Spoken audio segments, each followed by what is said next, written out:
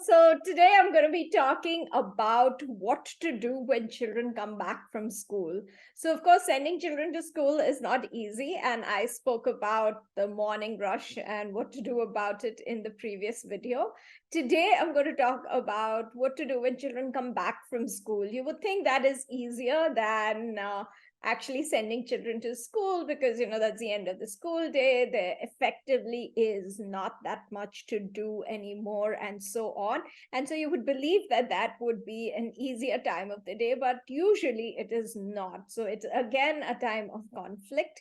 Is it okay to have conflict when children come back from school? Unfortunately, the answer is no. So it's not okay to have conflict with children when they come back from school, and it invariably happens. And why it's not okay is because children are coming back after a long period of separation, after having been in an environment where they would probably have been scolded, judged, bullied, etc. And to come back again into an environment of conflict keeps them in a state of stress, which is not good for them.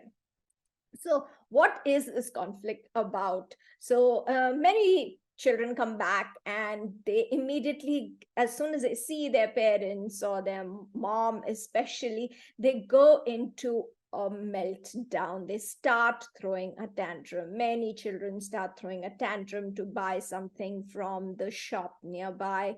Many children start throwing a tantrum for something they want, something they don't want. Others just go into a freeze mode and do nothing. They just come and they laze around. They want to play with their toys.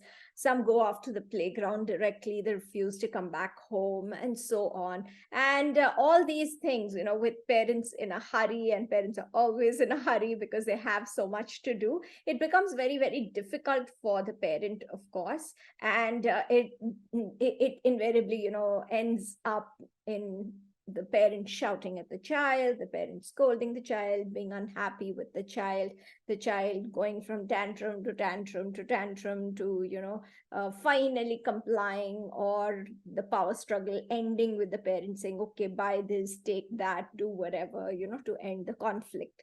Now, does this have to be a time of conflict? It does not, especially if we really think about what we're trying to do when children come back from school. So, of course, we do want them to eat and drink water and sleep and go for the next class and do their homework and so on. Life is busy. I do understand that.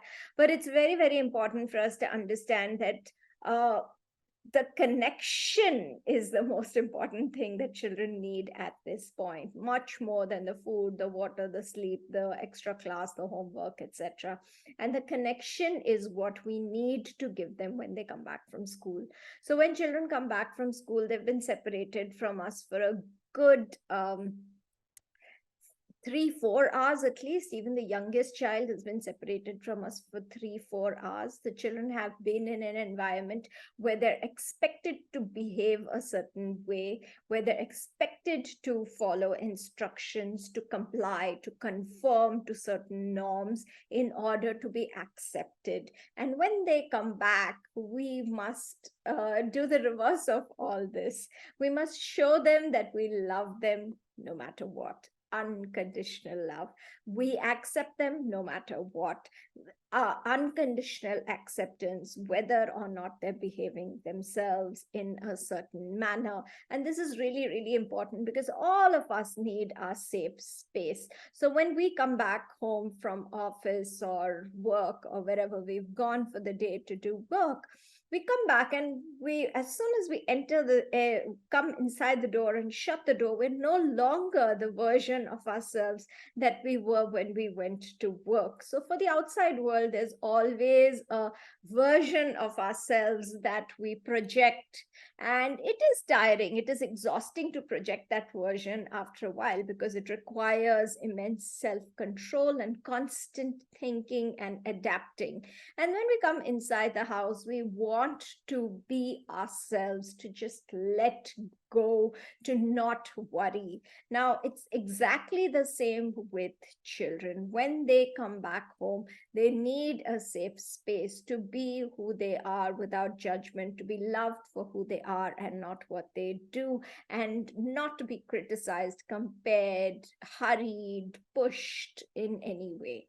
Right. So I can say this for myself. Whenever I come back from work, I just kick off my shoes, I lie on the sofa, and then, at that point, if someone says, Mama, I want this, Mama, can you find that, Mama, can you take me there, Mama, can you bring me that, Mama, can you make this, I would get really, really annoyed. And I'm sure it would be true for all of us. And so, children, when they come back from school, they're also exhausted physically, mentally, emotionally, in every way. And they also need that half an hour, 1 hour break to just do nothing. So, it's very important for us to understand that the after school period is a period when the child needs a release from expectations, right? So let's begin with how children come back. So typically, when children are coming back from school, you're either picking them up at the school gate or they're coming down from the bus. And, invariably, when we look at children, I've seen this so many times at school gates and at bus stops. As soon as children come, our uniform gets so dirty. Why is there so much sand in your hair? Oh my God, you've spilled your whole tiffin over your shirt, and so on, right? Or for older children, how was the test? What happened? How much homework did you get? And so on, right? So it's very important for us not to do any of these things when children come back from school, when they're coming back to us after a period of separation. The first priority should be to re-establish the connection that has been broken because of the separation. And if we immediately get into the work mode as to how much homework there is and how many marks the child got, and we also talk about, how their shirt is so dirty, the other child's shirt is clean, how there's sand in their hair, and so on, the child naturally feels like withdrawing from connection rather than giving into connection. So, the first thing when you look at your child, when you first see your child after separation, do not do any of these things. Always connect, and connect with delight.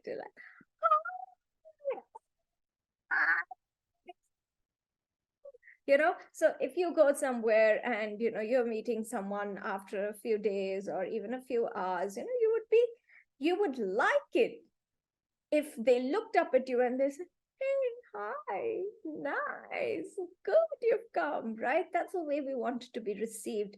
And I can tell you, every child wants to be received like this. Every human being wants to be received like this. Why human beings, even animals, would respond well if you receive them like this. So delight is a very important thing. As soon as you see your child after the separation, when they've come back from school, put away all the worries and questions and disapproval and disappointment that you have in them for a while, and just connect with them, delight in them, like, oh, yeah, come, and it is a gift that the children have come back home. They've come back hale and hearty and healthy from school without any problem. It is a gift. We must be grateful for it. We must be delighted and grateful in our approach and attitude. The second thing that happens, after children come back home, is that we need to connect, as in we need to connect with them very, very deeply. Now, how do you establish that connection? You establish that connection by holding the child. So along with the delight, hold the child close. And then if it's a small child, actually just rock with the child for a while. That helps them to get in tune with us. When we hold children close, they're listening, their heartbeat aligns with ours, their respiratory rate aligns with ours. So if we are calm and loving and in the moment, we can take all their stress and convert it into happiness by this deep connection with us. So it's really, really important to do that. The next thing that we should do is, actually start listening to children. So after we've connected with our eyes and with our bodies, we need to start connecting with our minds and get onto the same wavelength. So start talking to children. So it should not be an interrogation about how many marks they got and what the teacher said and what's the homework for tomorrow and so on. Just listen to the child. And usually children will come out excited, wanting to say this one thing to you. And whatever happened during the day, maybe it was someone's birthday and they got a chocolate. Maybe the teacher gave them, some paints to paint with, or for older children, maybe something else happened, something funny or not nice, or whatever it is, right? If they wanted to tell you that, listen to them. Now, the challenge here is that a lot of times children come out of school and they have nothing to say, right? So it's very, very important for us to understand that A, they're still processing their emotions, is still trying to organize all the things that have happened during the day into their head, into what needs to be told, what doesn't need to be told. How did I feel about this? Should I say this happily? Should I say that happily? And then, of course, there's a challenge of vocabulary. So all children will not have the right vocabulary, the right words to really say what they want to say. But at the same time, we do want to connect with them. We want to know from them what happened. So instead of asking questions, actually, what I would suggest here, if your child is the kind who comes out and says, "What happened in school? Nothing," then I suggest that you start the conversation yourself. So you could say something like, "Hey, when you went after I dropped you to the bus stand in the morning, I went back and I was trying to water the plants. And you know what I saw? I saw that there's a bud and there's a new bloom that's coming out from there. There's a bud, it's going to burst into a flower. I'm so excited. When we go home, I'm going to show you that. Or you could talk about anything, about someone who had called up, about something that happened, or so and so on, right, in your life. So when you start the conversation, right, you're kind of breaking the ice. It's like talking to a friend who's not very talkative. If you keep waiting for that friend to talk, that friend may probably never say anything. But if you start the conversation, after a while the friend will chip in and say something or the other, and that's how the relationship will be built. So once you've connected with the eyes, with the body, start connecting with conversation. Say something, but do not interrogate. Wait for the child to share something. Otherwise, say something else. Point out some things. Hey, look, there are yellow flowers on that tree. Oh, look, there's a squirrel over there. Oh, look at her shirt. She's wearing such a beautiful shirt. I think it's her birthday. Let's go wish her. Something like that, which will really, lighten the mood and be a kind of icebreaker for all of you. Now, once you get home, right, the priority is always, okay, wash your hands, take off your uniform, put on your home clothes, sit down and eat, whatever. There are a whole bunch of instructions that you're going to give your child as soon as they come home, and you want them to do all those things. But it's very important to understand that children need this period of release. So for a while, do not ask the children to do anything. Sit down. You could connect over maybe a glass of water. Me and my daughter, we often do that. We get a glass of thanda pani and we're just like, oh, we're drinking water and it's so nice and so tasty and so beautiful. And we're so grateful for this water that's ready for us to drink over here. And then, we just laze around for a little bit. Give it half an hour, let the child tune into the atmosphere of the house. Do not expect anything during that half an hour. Keep that half an hour in hand. After half an hour, when you've had some conversation, some connection, maybe the child wants to play something. Play is the way in which children actually reconnect with their environment. They also, transition from one place to the other. They also reduce their stress. So once they've played, maybe they're just taking one car and going around with it, whatever with it, Give it half an hour, let them, relax. Always understand that they've been in a very high expectation environment the whole day, where they were expected to listen to instructions, stand here, sit there, do this, take out that book, write here, and so on. And they were also expected to conform to certain norms in order to be accepted by their peers. So all this has been very stressful. They will need a period to just come back to the vibe of the house, which is a much more relaxed vibe, and keep it relaxed. So after half an hour, you can pick up your child and you can say, okay, come now, let's go, let's put away some stuff and let's get something to eat. So, you're not saying, come on now, wash your hands, do this. So don't give instructions, move with the child. Say, okay, I'm taking the bag, you pick up the shoes, come, you put away the shoes over here, I'll put away the bag over there, and then let's go, let's wash our hands. Even my hands are dirty, I went to pick you up outside. Wash your hands and then go sit at the table. So, you've kind of eliminated all the conflict and you've brought the child back into the vibe of the house and you've reconnected with the child. After this, you can eat or drink or do whatever, feed the child, make them do homework.